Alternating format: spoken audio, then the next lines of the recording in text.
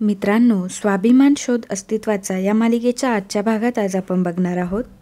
मोठे काका फोनवर बोलत असतात आणि ते मोठ्याने म्हणत असतात की हे बघा, हे असं काम अचानक थांबलं का? खामकर साहेब, तुम्ही सुद्धा या संचालक मंडळावर संचालक आहात. खरं म्हणजे तुम्हाला हे माहिती असायला हवं होतं. तेवढ्यातच प्रभाकर सर आणि शांतनू तिथे आलेले असतात. शांतनू म्हणतो की मोठे सर असं अचानक मीटिंगसाठी का बोलावून घेतलं? प्रभाकर सर देखील म्हणतात की दादा, काही प्रॉब्लेम झालाय का? प्रदीपसुद्धा तिथे आलेला असतो. मोठे काका म्हणतात, नवीन बिल्डिंगचं काम सुरू करण्यासाठी आपण एवढे प्रयत्न करत होतो.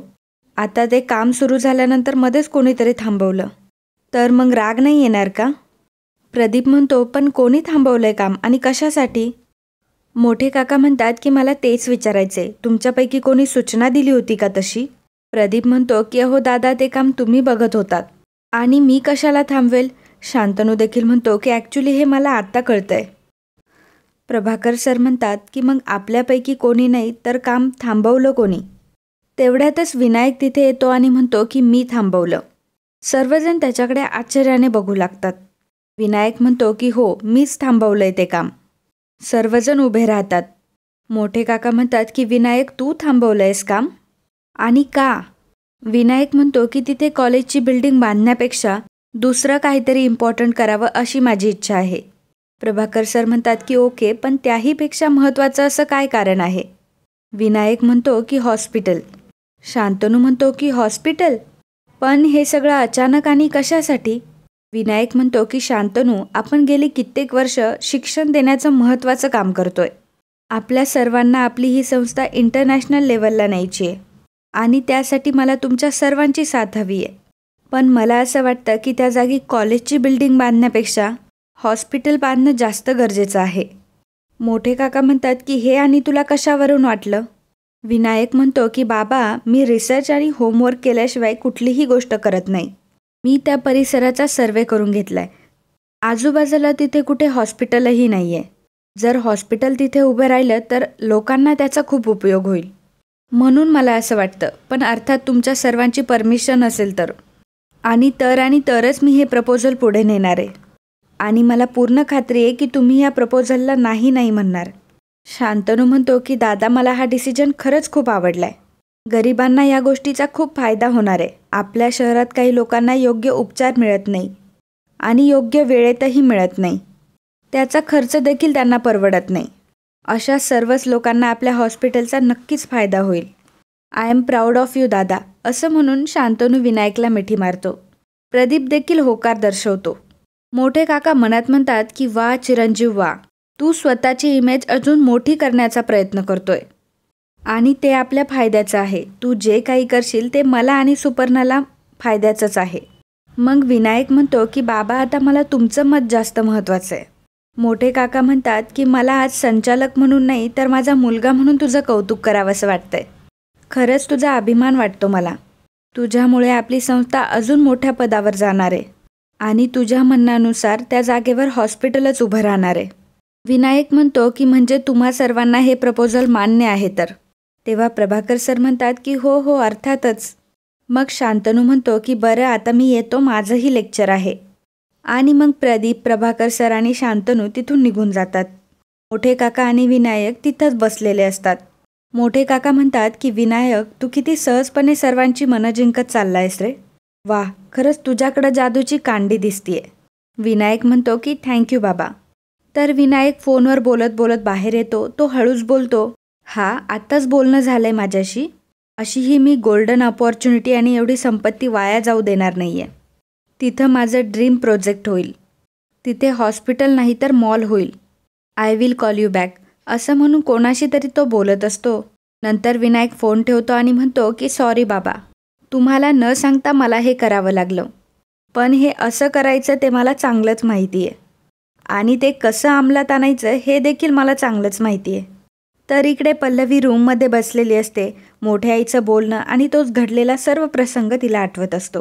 पल्लवी म्हणते की एवढे दिवस पुरावे नव्हते म्हणून मी गप्प होते आणि आता पुरावे मिळाले तर मी पुन्हा हातातून सुटले. असं का होतंय? कुठेतरी काहीतरी नक्कीच चुकतंय. बाप्पा, तुझ्या मनात नक्की आहे तरी काय? पल्लवी अशीच विचार करत असते. ती म्हणत असते की शांतनूंना जवळच्या माणसांचं रूप कधी कळणार आहे. तेवढ्यातच शांतनू तिथे आलेला असतो. तो पल्लवीला विचार करताना बघतो आणि तिच्या जवळ येतो. तो म्हणतो की काय झालंय, कसला विचार करतेयस? पल्लवी म्हणते की काही नाही. शांतनू म्हणतो की काही नाही असं कसं काय? मला माहिती आहे ना तू किती संकटांचा सामना केला आहेस आणि कशा कशातून बाहेर पडली आहेस. ॲक्च्युली त्या दिवशी तू कॉलेजमध्ये मला भेटायला येणार होतीस. तुला काहीतरी महत्त्वाचं सांगायचं आहे असं म्हणाली होतीस. पण त्यानंतर त्या गुंडांनी तुला कसं आणि कुठून किडनॅप केलं हे काय तू मला सांगितलं नाहीस. पल्लवी म्हणते की अहो शांतनू, मी परत तेच सांगून तुम्हाला त्रास व्हावा असं नाही वाटत मला. तेव्हा शांतनू म्हणतो की मला त्रास झाला असता म्हणून तू सांगितलं नाहीस. आणि मग तुला होणाऱ्या त्रासाचं काय? तुला जर काही झालं असतं तर? असं म्हणून शांतनू इमोशनल होतो. तो रडू लागतो. पल्लवीच्या डोळ्यात देखील पाणी असतं. पल्लवी मनात म्हणते की दिवस रात्र शांतनू मला फक्त तुमचीच काळजी असते. बायको म्हणून मी कुठं कमी पडते का असंच मला वाटत राहतं. तुम्हाला जवळच्या माणसांपासून धोका असून सुद्धा मी तुम्हाला अलर्ट करू शकत नाही आणि मी तुम्हाला त्यांच्याविषयी सांगूही शकत नाही आणि त्याबद्दल खरंच खूप वाईट वाटतंय मला. पल्लवी, तू माझ्यापासून कधीही दूर जाऊ नये म्हणून मी तुला असं घट्ट मिठीत पकडून ठेवणार आहे. आता मी तुला कुठेही जाऊ देणार नाही आहे. मी तुला नाही राहू देऊ शकत माझ्याशिवाय. पल्लवी म्हणते की नाहीच होणार आहोत आपण एकमेकांपासून दूर. आपल्या प्रेमामध्ये तेवढी ताकद आहे. आणि मग शांतनू पुन्हा एकदा पल्लवीला घट्ट मिठी मारून बसतो. त्याला खूप असुरक्षित वाटत असतं. इकडे प्रभाकर सर आदिती मॅमला विनायकबद्दलची माहिती सांगत असतात. त्याने कसं प्रपोजल मांडलंय, हॉस्पिटलबद्दलही ते आदिती मॅमला सांगत असतात. आदिती मॅम मात्र विचारातच असतात. त्यांचं फारसं त्याच्याकडे काही लक्ष नसतं. प्रभाकर सर हॉस्पिटलच्या बांधकामाची माहिती सांगत असतात. ते म्हणतात की ॲक्च्युली विनायक फॉरेनला राहिल्यामुळे ते लोक कसे आपल्या जनतेची काळजी घेतात तसंच आपणही इथे करावं असं त्याला वाटतंय. आता एवढं सांगूनसुद्धा आदिती मॅमचं काय म्हणावं असं लक्ष नसतं. प्रभाकर सर म्हणतात की अगं आदिती, कुठे लक्ष आहे तुझं? आदिती मॅम म्हणतात की लक्ष आहे की माझं. मला माहिती आहे तू काहीतरी हॉस्पिटलबद्दल सांगत होता. प्रभाकर सर म्हणतात की काय आदिती, तुला खरं सांगू, मला विनायकबद्दल खूप कौतुक वाटतं. तो हॉस्पिटल काढायचं म्हणतोय, हा निर्णय कसा वाटतोय तुला? आदिती मॅम म्हणतात की निर्णय तर चांगला आहे, पण माझ्या मनात दुसरेच कुठले तरी विचार चालू आहे. प्रभाकर सर म्हणतात की म्हणजे? आदिती मॅम म्हणतात की बघ ना, प्रत्येक वेळी आपण सुपर्णा वहिनींच्या कारवाया उघड करण्याचा प्रयत्न करतो आणि प्रत्येक वेळेला गणितं फसतात. पल्लवी बिचारी किती सहन करत आली आहे आणि हे फक्त आपण कल्पनाच करत आलोय. एवढं करूनही तिच्या हाती काहीच लागत नाही आहे. प्रभाकर सर म्हणतात की माझ्या डोक्यात देखील तेच विचार येत आहेत. एवढी धडपड केली, एवढी मेहनत केली, तो लिफाफा मिळवला तोही गायब झाला. वहिनींनी दिलेला कबुली जबाब त्या पेनड्राईव्हमध्ये होता तोही गायब झालाय. आता काय बोलणार हे मला काही सुचत नाही आहे. मला फक्त एवढंच म्हणायचं आहे की शांतनूसमोर दादा आणि वहिनींचं पितळ कधी उघड होणार आहे? आदिती मॅम म्हणतात की वेळ तर निघून चाललाय या प्रश्नांमध्ये, पण उत्तर काही सापडत नाही आहे. प्रभाकर, आपल्याला उत्तर लवकर सापडलं पाहिजे रे. सत्याचा नेहमी विजय होतो असं म्हणतात, पण ते कधी होणार आहे? आणि हे जास्त महत्त्वाचं आहे ना. तर इकडे विनायक लॅपटॉप घेऊन बसलेला असतो. मेघना त्याच्या जवळ बसलेली असते, पण ती झोपलेली असते. विनायक मेघनाकडे बघतो आणि म्हणतो की किती इरिटेटिंग आहे ही. बायको कसली, गळ्यातली धोंडा आहे फक्त ही. 24 तास गुळाच्या ढेपीला जसा मुंगळा चिपकतो ना, तशी चिटकलेली असते.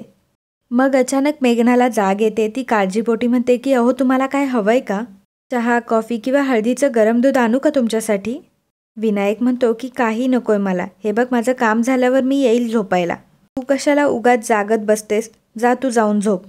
मेघना म्हणते की अहो, असं काय म्हणताय तुम्ही काम करताय आणि मी झोपलेली बरं नाही वाटत ते. मी तुमची अर्धांगिनी आहे. विनायक हसतो आणि म्हणतो की अर्धांगिनी? आय नो तुला माझी खूप काळजी आहे, पण तू पण दिवसभर काम करतेस. तुझी धावपळ चालू असते, दमली असशील ना. मग उगाच कशाला जागी राहतेस? जा झोप जा तू. मेघना परत नकार देत असते. विनायक म्हणतो की हे बघ, मला काही हवं असेल तर मी घेईल ना, नाहीतर मग तुला उठवायला येईल. गुड नाईट असं म्हटल्यानंतर मेघनाला तिथून जावं लागतं. इकडे मोठी आई मोठ्या काकांना म्हणत असते की बघा बघा, मी जर तुमच्यावर लक्ष दिलं नाही ना, तर तुम्ही औषधंसुद्धा वेळेवर घेत नाहीत. मी तुमची एवढी काळजी घेते आणि तुम्ही लहान लहान गोष्टीवरून माझ्यावर चिडत असतात. मोठे काका म्हणतात की त्यावेळीची कारणं वेगळी होती सुपर्णा. अगं, तू पल्लवीसमोर सगळी कबुली देऊन टाकलीस. त्यामुळे माझ्या जीवाला घोर लागला होता. आपल्या विनायकने फार चतुराईने काम केलं बरं का सगळं. बघ तिचा तो व्हिडिओ बदलून टाकला आणि कशी फजिती केली तिची. मोठी आई म्हणते की फक्त फजिती नाही झाली, चांगलीच तोंडघशी पडली आहे. बरं झालं, चांगली मस्ती उतरली तिची. मोठे काका म्हणतात की नाहीतर काय, करायला काय गेली होती न झालं भलतंच, असं म्हणून दोघेही हसू लागतात. मोठी आई म्हणते की तुम्ही म्हणताय ते बरं आहे बरं का, आणि खरं पण आहे. विनायकने तो व्हिडिओ नाहीसा केला हे तर फार बरं झालंय.